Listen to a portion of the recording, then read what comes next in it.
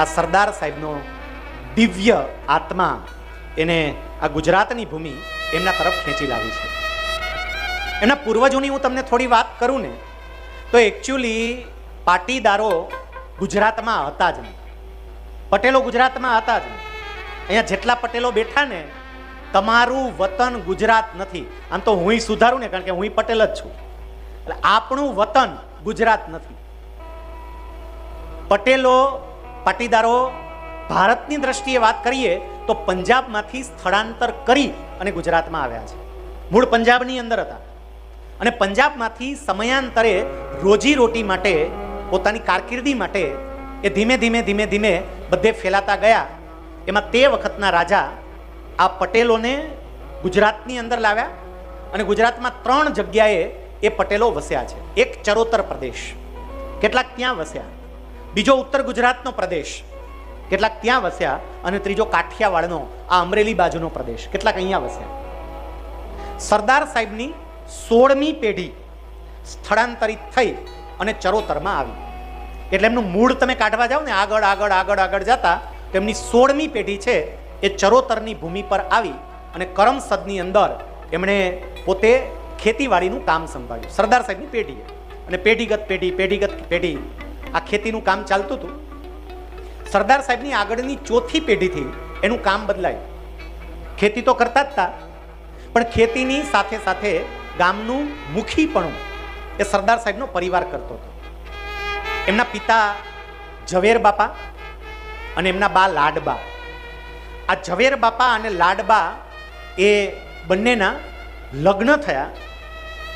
લાડબા છે એ નડિયાદ ગામના, એટલે નડિયાદ છે એ સરદાર સાહેબનું મોસાળ કહેવાય. આ હું તમને જે વાત કહું છું એને જરા સમજજો કે ચરોતરની અંદર 6 ગામનું એક ગોળ કહેવાતું, 6 ગામનું ગોળ. અત્યારે તમે ઉત્તર ગુજરાતમાં જાઓ તો 42 ગામ લેવા પટેલ સમાજ, 36 ગામ લેવા પટેલ સમાજ, 18 ગામ પાટીદાર સમાજ, આવી રીતે અલગ અલગ સમાજો. એમ સરદાર સાહેબનું મૂળ ક્યાં? તો 6 ગોળ, 6 ગામ પાટીદાર સમાજ એ સરદાર સાહેબનું મૂળ.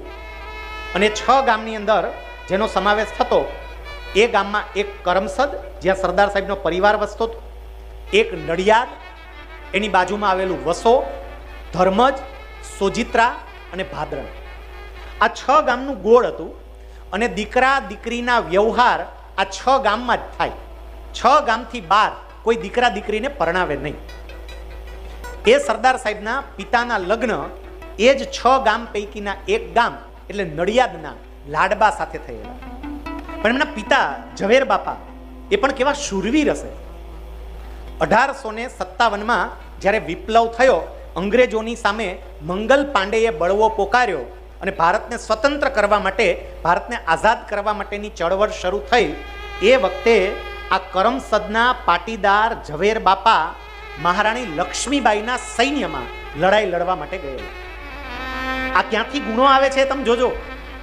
એના પિતાની ઘણાને ખબર નથી, પણ ઝવેર બાપા મહારાણી લક્ષ્મીબાઈના સૈન્યની અંદર લઈ અને 1857ના વિપ્લવમાં એમને ભાગ લીધો છે. એ ઝવેર બાપા સ્વભાવના એકદમ સરળ, એમનું ભક્તિમય જીવન, સામે લાડબા પણ એવા, આખું દંપતી એવું. આમ તો કોઈ પણ સારા સંતાનને તમારે જન્મ આપવો હોય તો એની એક પાયાની શરત આવે કે પતિ પત્ની તરીકે તમારું જીવન સારું હોવું જોઈએ. આ લાડબા અને ઝવેર બાપા બંનેનું જીવન એવું. ઝવેર બાપા છે ને એ સ્વામિનારાયણ સંપ્રદાય સાથે સંકળાયેલા હતા. આ ગામની અંદર ઘણા બધા સ્વામિનારાયણ સંપ્રદાયના અનુયાયીઓ છે. ઝવેર બાપા પણ સ્વામિનારાયણ સંપ્રદાયના અનુયાયી અને કરમસદથી વડતાલ એ દર્શન કરવા માટે જાય. એક પણ પૂનમ પાડતા નહીં, આ સમજો. દર પૂનમ ભરવાની, દરેક પૂનમે દર્શન કરવા માટે જવાનું. અને જ્યારે ઝવેર બાપા દર્શન કરવા માટે જાય ને ત્યારે પોતાની સાથે એમના દીકરા એવા વલ્લભભાઈને પણ લઈ જતા.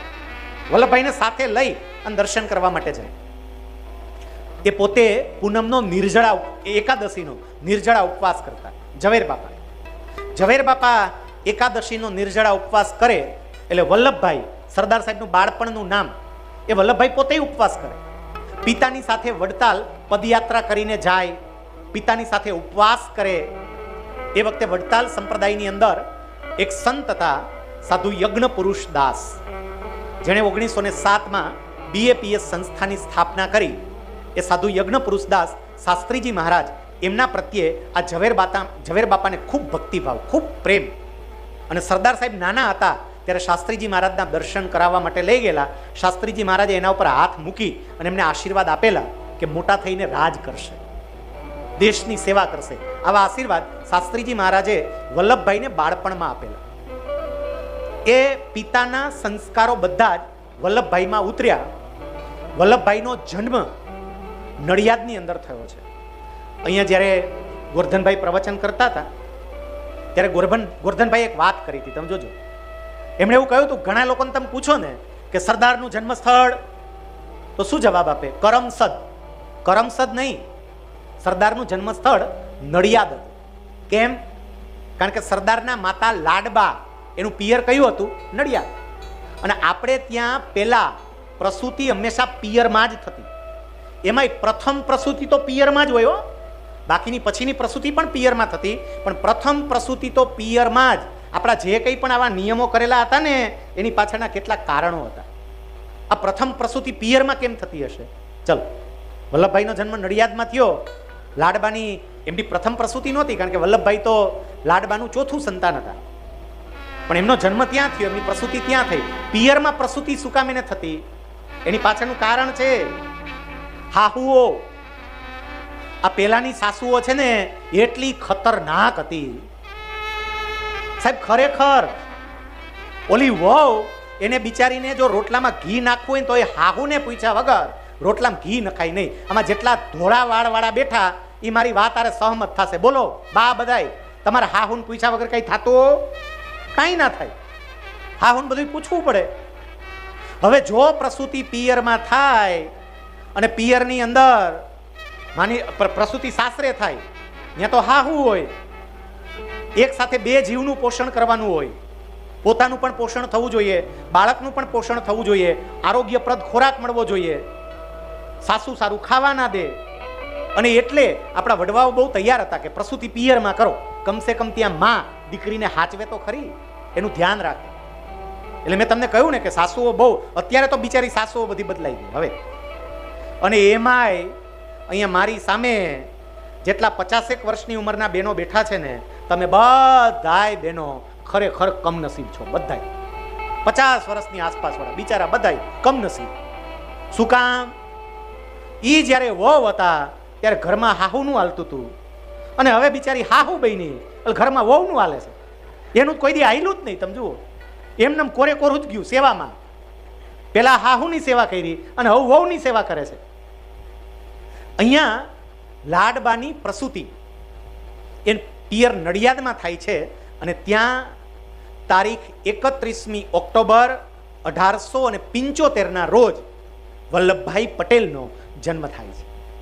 વલ્લભભાઈ પટેલનું એ જન્મ સ્થળ મારે તમને દર્શન કરાવવા છે.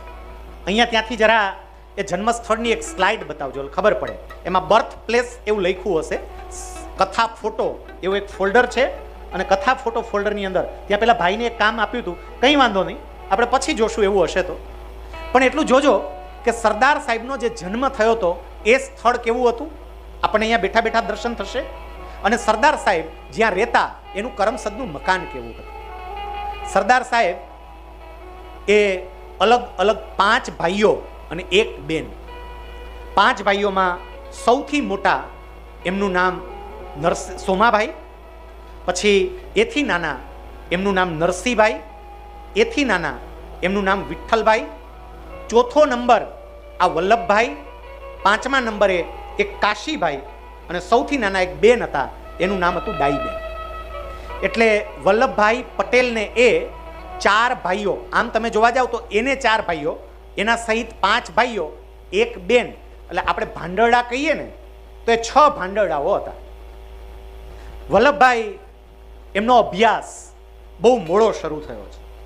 સામાન્ય રીતે બાળક છે 5-6 વર્ષનું થાય એટલે એમને શાળાએ બેસાડવામાં આવે, પણ વલ્લભભાઈને નસીબમાં નહોતું.